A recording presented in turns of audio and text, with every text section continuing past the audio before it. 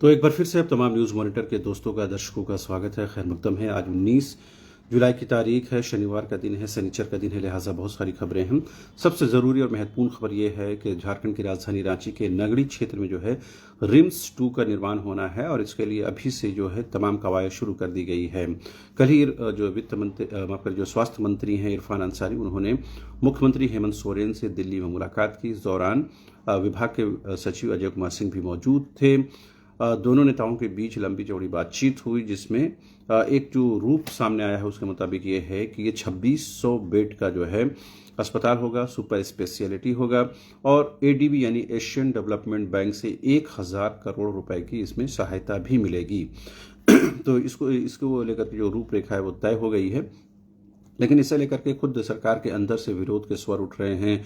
कांग्रेस के कार्यकारी अध्यक्ष बंधु तिर्की ने इस निर्माण कार्य का विरोध किया है। उन्होंने कहा कि जमीन अधिग्रहण जो है वो गलत तरीके से किया गया है। खेतीहर जमीन है, रैयती जमीन है, लिहाजा वहां पर लोगों को विस्थापित नहीं किया जाना चाहिए। हालांकि सरकार की तरफ से ये कमिटमेंट नजर आता है कि रिम्स 2 का निर्माण जो है वो नगरी थाना क्षेत्र में ही होना है और इसके लिए तमाम जो कवायद है वो लगभग पूरी कर ली गई है। इस बीच कई आदिवासी संगठनों ने भी रिम्स 2 के निर्माण का विरोध किया है और खास करके नगरी क्षेत्र में जहां पर रैयती जमीन है, जहां पर आदिवासी समाज बसा हुआ है, उनको विस्थापित करने का वो विरोध कर रहे हैं। इस बीच मुख्यमंत्री हेमंत सोरेन ने जो है गृह मंत्री अमित शाह को एक पत्र लिखा है, जिसमें नक्सल प्रभावित क्षेत्रों में केंद्रीय बलों की प्रतिनियुक्ति के एवज में 13,300 करोड़ रुपए जो राज्य सरकार पर बकाया है उसे माफ किया जाना चाहिए और राज्य की जो वित्तीय स्थिति है उसे देखते हुए उन्होंने पत्र लिखा है। अब इस पर जो है केंद्र सरकार को निर्णय लेना है। पिछले दिनों जब पूर्वी क्षेत्रीय परिषद की रांची में बैठक हुई, उस दौरान भी सरकार की तरफ से मुख्यमंत्री ने जो है तमाम मांगों को रखा, जिसमें रिम्स 2 के निर्माण में भी आर्थिक सहयोग की मांग की गई थी। अब नक्सल प्रभावित क्षेत्रों में जो है वो 13,300 करोड़ रुपए जो बकाया है, जिसमें केंद्रीय बलों की प्रतिनियुक्ति के एवज में ये राशि बकाया है, लिहाजा उसे माफ करने की मांग की गई है। इस बीच आपको बता दें, झारखंड हाईकोर्ट से राज्य सरकार को कड़ी फटकार लगी है। दरअसल नगर निकाय चुनाव पिछले करीबन 5 से 6 वर्षों से लंबित हैं। इसको लेकर के राज्य सरकार पर जो है एक तरह से सख्त टिप्पणी की है हाईकोर्ट ने और कहा है इसे रूल ऑफ लॉ के खिलाफ बताया है और इसी को लेकर के जो है सीएस यानी मुख्य सचिव अलका तिवारी को जो है 25 अगस्त को कोर्ट में जो है हाजिर होना है।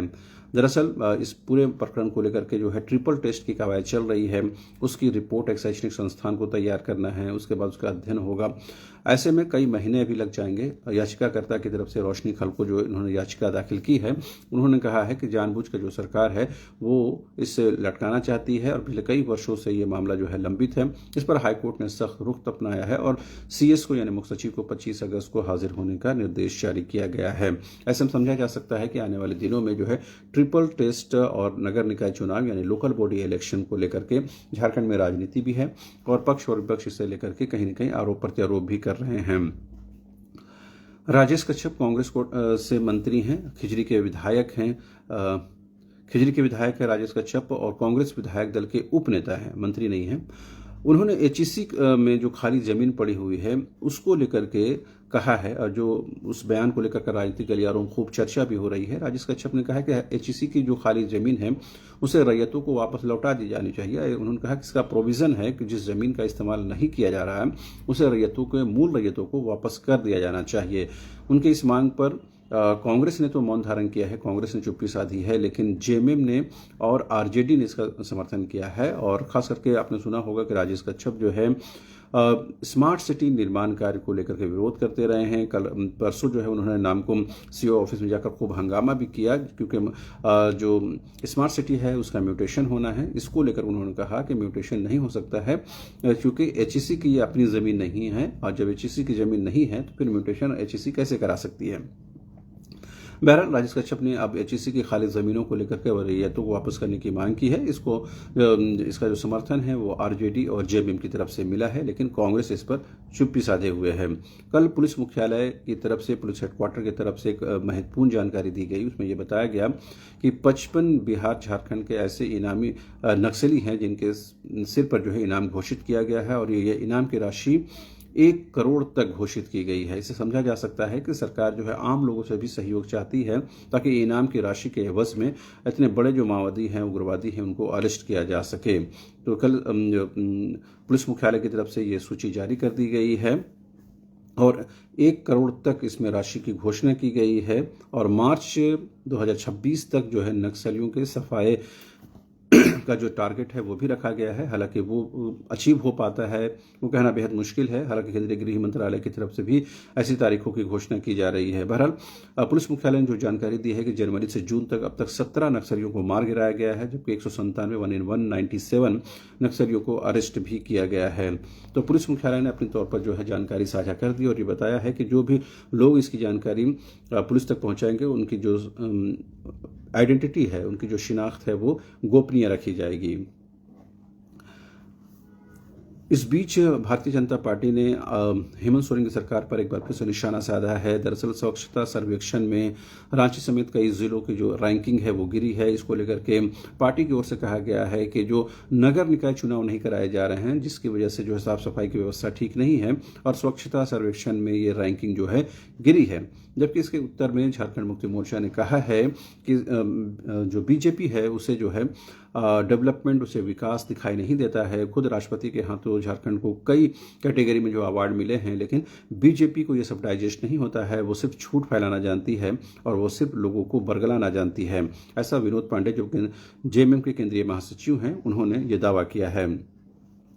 बाबूलाल मरांडी जो बीजेपी के प्रदेश अध्यक्ष हैं और नेता प्रतिपक्ष हैं, उन्होंने कहा है कि स्वास्थ्य मंत्री इरफान अंसारी आने के बाद स्वास्थ्य विभाग का जो हालत है वो खराब हो गई है, बंटाधार हो गया है। उन्होंने कई उदाहरण उसके दिए और बताने की कोशिश की कि इरफान अंसारी से जो है ये विभाग है अब संभल नहीं रहा है। जबकि इसके उत्तर में स्वास्थ्य मंत्री इरफान अंसारी ने कहा कि राजनीति के लिए, जबकि इसके जवाब में इरफान अंसारी ने बाबूलाल मरांडी को जवाब दिया। उन्होंने कहा कि जो राजनीति के लिए यानी पॉलिटिक्स के लिए जो है ह्यूमैनिटी को उनका बलिदान नहीं होना चाहिए, इंसानियत की बलि नहीं चढ़ानी चाहिए। गाहे बगाहे बाबूलाल मरांडी और इरफान अंसारी जो है खासकर स्वास्थ्य विभाग को लेकर के एक दूसरे पर आरोप प्रत्यारोप करते रहते हैं। इस बीच सिल्ली के विधायक, झारखंड मुक्ति मोर्चा के विधायक अमित महतो ने कल सिल्ली में अवैध बालू को लेकर के एक अभियान चलाया और इस दौरान उन्होंने अवैध बालू खनन पर रोक लगाने की मांग की। इसको लेकर के उन्होंने खुद वो सड़क पर उतरे, मैदान में उतरे और 8 गाड़ियों को जब्त किया है। आपको पता है कि एनजीटी की तरफ से खासकर मानसून में जो है बालू के उठाव पर रोक रहती है, लेकिन अवैध तरीके से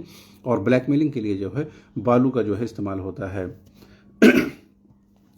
इस बीच आपको बता दें,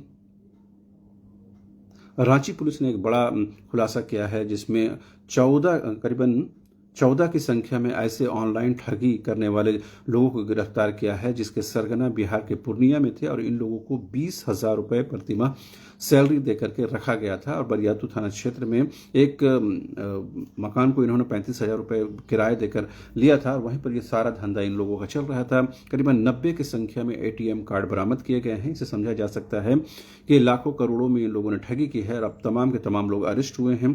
पूर्णिया से सरगना की गिरफ्तारी होना अभी बाकी है। आपको पता है कि पिछले विधानसभा चुनाव में सहारा में जो पैसा जमा की है उसको लेकर के उनके निकासी को लेकर के प्रोविजन करने की बात कही गई थी। केंद्र सरकार ने एक पोर्टल भी जारी किया था। उसके बावजूद भी आंकड़े जो है मीडिया रिपोर्ट्स के मुताबिक 383 करोड़ स्वीकृत दावों के में से सिर्फ 107 करोड़ का ही भुगतान किया गया है, जबकि बाकाया का अब तक कोई जो पता नहीं चल पाया है। इसको लेकर के आने वाले दिनों में बैठक भी प्रस्तावित है और बैठक के माध्यम से सहारा में जो जमा करता है उनके पैसे वापसी का रास्ता निकाला जाएगा। इस बीच एक दर्दनाकपूर्ण खबर है खड़गपुर मंडल की तरफ से, घाटशिला की तरफ से जो खबर आई है उसके मुताबिक जनशताब्दी ट्रेन के टक्कर होने से 3 हाथियों की मौत हो गई है, जबकि 2 उसमें शिशु हाथी हैं यानी 2 बच्चे हैं और एक जो मैच्योर हाथी था उसकी मौत हो गई है। इसकी वजह से 9 ट्रेनों को प्रभावित होना पड़ा है। 9 ट्रेनों का जो परिचालन है बाधित हुआ है और कहीं न कहीं इसको लेकर के ग्रामीणों में भी रोष है कि 3 हाथियों को इसमें मौत हो गई है। तो आए दिन इस तरह की घटनाएं होती हैं और खास करके मानसून में जब हाथी एक रास्ते से दूसरे रास्ते जाते हैं उस दौरान वो इसकी चपेट में आ जाते हैं। पड़ोसी राज्य बिहार से एक महत्वपूर्ण खबर है। कल वहां पर जो है पूर्णिया में जो है बिहार में जो है कल प्रधानमंत्री का चुनावी सभा था, उस दौरान उन्होंने कई घोषणाएं की। उन्होंने कहा कि बिहार को अब नया बिहार बनाया जाएगा। हालांकि पिछले कई वर्षों से बिहार में बीजेपी के गठबंधन की सरकार है, तब नया बिहार नहीं बना है, लेकिन अब एक बार फिर से प्रधानमंत्री कह रहे हैं कि बिहार को एक नया बिहार का स्वरूप के साथ गठित किया जाएगा। साथ ही उन्होंने ये घोषणा की है कि मुंबई को जो है मोतिहारी की तर्ज पर विकसित किया जाएगा। वहाँ पर मोतिहारी को मुंबई की तर्ज पर विकसित किया जाएगा, जबकि पटना को पुणे की तरह बनाया जाएगा। इस तरह की उन्होंने घोषणाएं की है। साथ ही उन्होंने ये भी कहा है कि 3 करोड़ जो है लखपति दीदी बनाने की योजना रखी गई है। तो ये सब चुनावी दावे हैं और चुनावी रेवड़ियां हैं, और तमाम चुनाव में सर के दावे और वादे किए जाते हैं। बिहार की जनता को तय करना है उनके फ्यूचर के लिए, उनके बच्चों के मुस्तकबिल के लिए कौन सी पार्टी, कौन सा गठबंधन बेहतर है। इस बीच एक और महत्वपूर्ण खबर है, आम आदमी पार्टी ने खुद को जो है इंडिया गठबंधन से अलग कर लिया है। पार्टी के सांसद संजय सिंह ने बजाते कहा कि पार्टी पहले से इस बात को अमन बना चुकी थी, और ये जो गठबंधन हुआ था सिर्फ चुनाव के लिए हुआ था, चुनाव संपन्न हो गए, लिहाजा अब जो है आम आदमी पार्टी जो है गठबंधन से बाहर है। और आम आदमी पार्टी दिल्ली चुनाव हारने के बाद कहीं न कहीं एक सेटबैक के दौर से भी गुजर रही है।